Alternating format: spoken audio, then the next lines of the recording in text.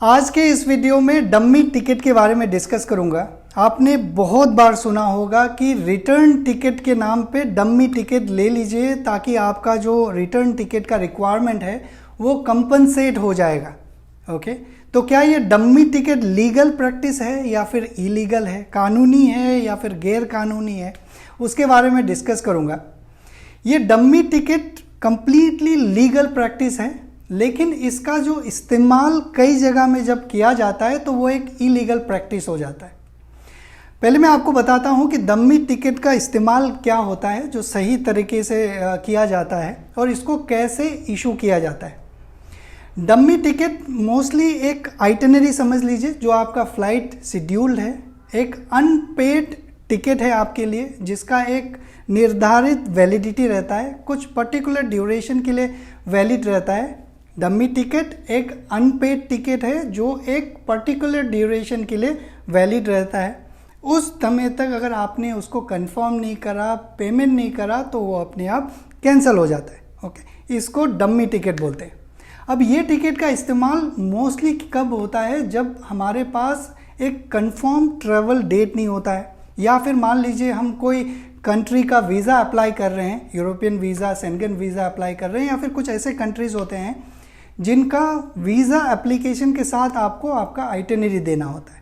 तो उस समय आप ये डम्मी टिकट, जिसको अनपेड टिकट बोल लीजिए, डम्मी टिकट बोल लीजिए, आइटिनरी बोल लीजिए, अनपेड टिकट बोल लीजिए, वो आप सबमिट करते हैं। ओके, ये इसका एप्लीकेशन हो गया। अब इसका इस्तेमाल इसको इलीगल बनाता है। मान लीजिए कि आपने एक चाकू खरीदा, सब्जी काटने के लिए खरीदा, फल वगैरह काटने के लिए खरीदा, लेकिन आप मान लीजिए उस चाकू से किसी का हाथ काट दिए, तो यहाँ पे जो चाकू है वो डम्मी टिकट है ना। उसका इस्तेमाल अगर आप सही ढंग से करेंगे तो वो एक लीगल प्रैक्टिस है, लेकिन अगर आप उसका इस्तेमाल गलत काम के लिए करेंगे तो वो एक इलीगल प्रैक्टिस है। जो लोग सऊदी आते हैं उनके लिए रिटर्न टिकट के नाम पे डम्मी टिकट वो लेते हैं। उस केस में लोगों का जो जस्टिफिकेशन है वो कहीं हद तक वैलिड माना जा सकता है, क्योंकि उनका जो रिटर्न डेट है वो कंफर्म नहीं होता है।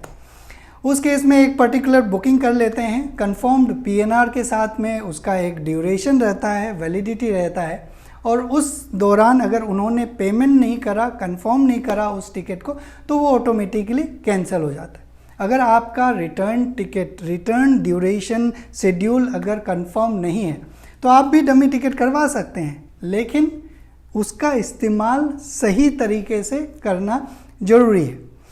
ये डमी टिकट इशू कैसा होता है उसके बारे में भी थोड़ा सा मैं आपको बता देता हूँ। ऐसे बहुत सारे ऑनलाइन एप्लीकेशंस हैं, वेबसाइट है, जहाँ पे आप $10, $5 जैसा वेबसाइट वैसा रेट, उस हिसाब से आप टिकट परचेज कर सकते हैं। मतलब अपने नाम पे एक ticket, unpaid ticket, temporary booking के साथ में आप जनरेट कर सकते हैं और उसको अपने आइटिनरी के तौर पे एप्लीकेशन में, या फिर आपका फ़्लाइट अगर मान लीजिए आपको 48 आवर्स या फिर 72 आवर्स, 96 आवर्स के बीच में अगर आपको कंफर्म करना है, शेड्यूल क्लियर नहीं है, तो आप इस्तेमाल करते हैं। ओके, तो इसको आप किसी भी वेबसाइट से परचेज़ कर सकते हैं। एक पीएनआर जनरेट होगा जिसको आप उनके वेबसाइट में जाके, एयरलाइंस के वेबसाइट में जाके आप चेक कर सकते हैं। आपका नाम वगैरह सब कुछ आएगा as good as ticket. Okay, एक तो आप उनके वेबसाइट से चेक कर सकते हैं और कोई भी दूसरे वेबसाइट से आप परचेज़ कर सकते हैं। ऐसे एयरलाइंस के वेबसाइट भी है जहां पे आप कुछ अमाउंट पे करके, नॉमिनल अमाउंट पे करके टिकट बुक कर सकते हैं एक ड्यूरेशन के लिए। और दूसरा एक प्रैक्टिस ये भी है कि जो एजेंसीज रहते हैं उनके पास सॉफ्टवेयर्स रहते हैं, उनके पास ये सुविधा रहता है कि वो एक टिकट को पर्टिकुलर ड्यूरेशन तक बुक कर सके। ओके, तो आप कोई भी ऑप्शन चूज़ कर सकते हैं, लेकिन इस बात का ध्यान रखिएगा कि उसका प्रैक्टिस, उसका इस्तेमाल उस चीज़ को इलीगल ना बनाए। ओके, मैं उम्मीद करता हूं कि इस वीडियो में मैंने आपको डम्मी टिकट के बारे में एक आइडिया दे दिया है कि होता क्या है, एक्चुअली होता क्या है, वो कैसे इशू किया जाता है और किस किस प्रकार से आप उसको इस्तेमाल कर सकते हैं। बाकी जो चीज़ें इस वीडियो में नहीं बताया हूँ वो आप लोग समझदार है, समझ जाइएगा। तो आज के लिए बस इतना ही। आप लोग अपना ख्याल रखिए। Thank you very much.